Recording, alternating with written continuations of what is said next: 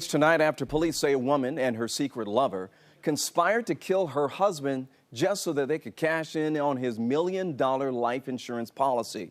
And now people who donated to a campaign to help the woman they thought was a grieving mom are demanding their money back. 11 Alive's Faith Abube, she's been on this story all day long, and also you have some more information from GoFundMe. And that's right, and we reached out to GoFundMe this afternoon. Just a few hours ago, we got the statement telling us that GoFundMe has removed that page, which raised more than $5,000, or actually almost $5,000 for Tia Young and her children. And tonight, everyone who donated can request for their money to be refunded. Right now, neighbors reacting to the woman's arrest. It's tough. That's tough. Who could forget a grieving wife flanked by her emotionally overwhelmed children? I don't know how I'm gonna do it by myself. Mourning the death of George Young, a security guard killed on his front porch after a long day of work on November 16th. At least twice since the murder, Tia Young spoke with 11 Alive, pleading for the killer to come forward and face justice for killing her innocent husband. Everybody loved George.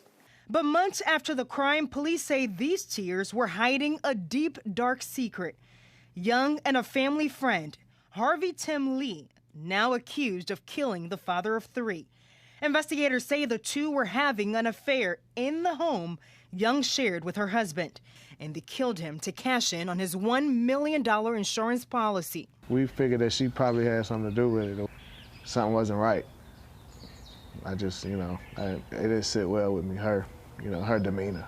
Most of the dozen or so neighbors we talked to feel the same way. They say days after the murder, Young was acting strange and not like a mother in grief. If you would have got away with it, kids would have had to live without their father.